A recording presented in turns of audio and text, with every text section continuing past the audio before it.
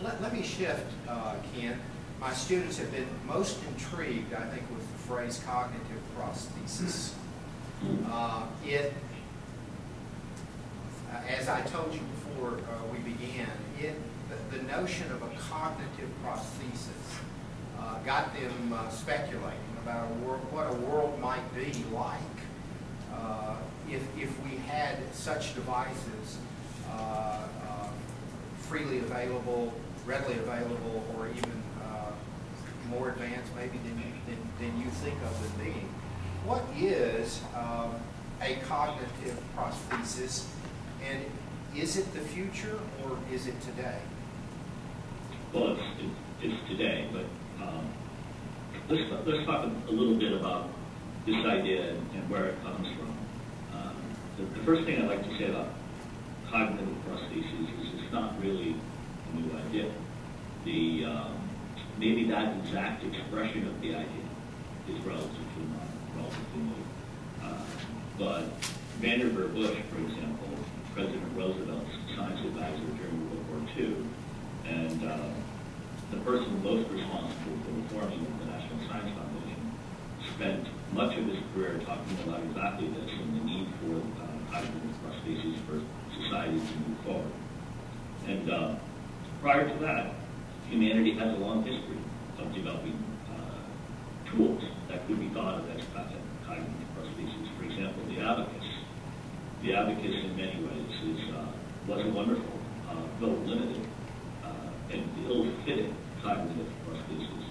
Notice I said the word fit there.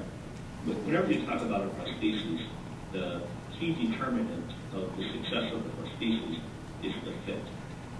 And we have cognitive prostheses all around us today. I'm talking to you through one. It's called my computer. And, but it doesn't fit me very well. It's a poor prosthesis.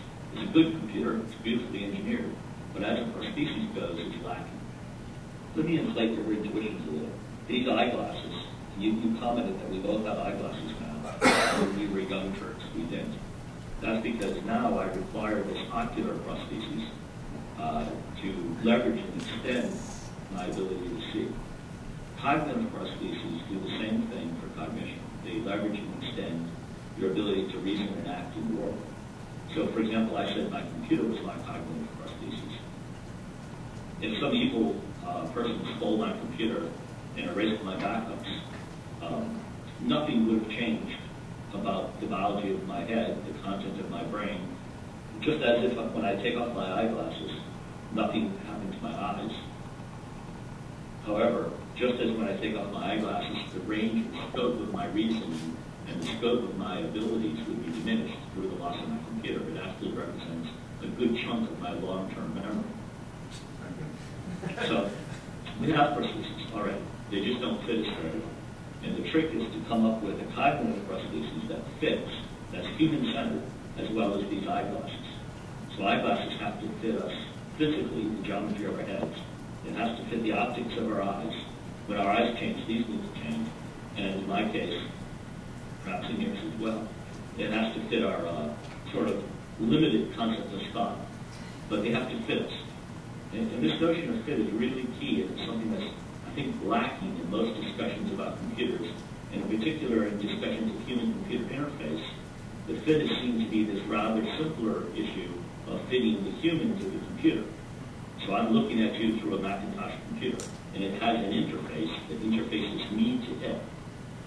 That's okay, but what we're really interested in is reversing that relationship and fitting the technology to the human, like the eyeglasses.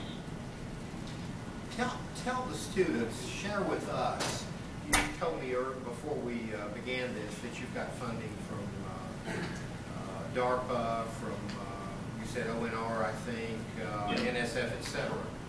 Give them an idea of what you and your group are doing based on, if you will, the titles of the projects that are funded by the government.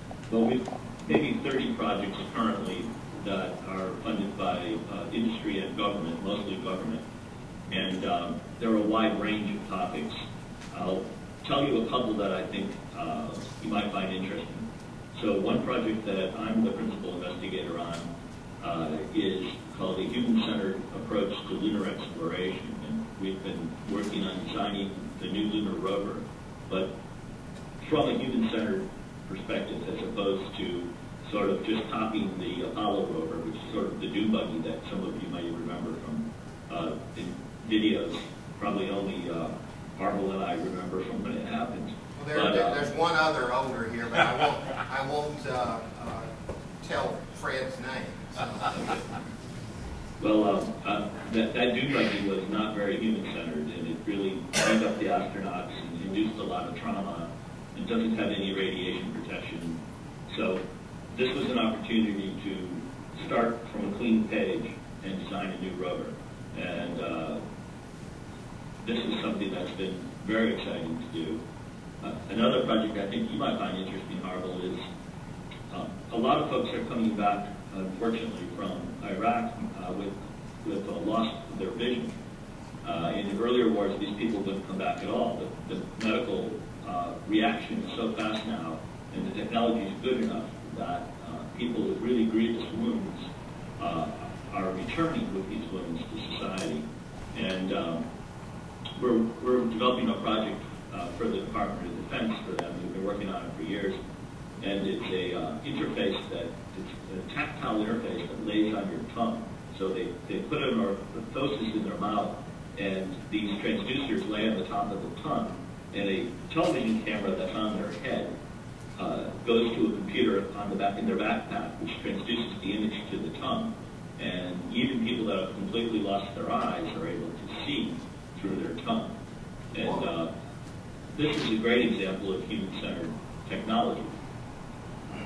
And the vision is not great, but it's better than no vision. So these young folks, when they first try it, they come down, and people help them, of course. They often have a spouse.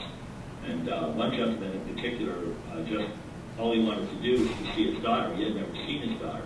And so his wife brought the daughter, and of course he had touched it, but he had never seen the daughter. And it's not great resolution. You can barely read the first few lines in an eye chart if you're close to it. But it's good enough that you can say, that's my daughter. And you can watch your hand move and things like that. And so that kind of thing I think is important.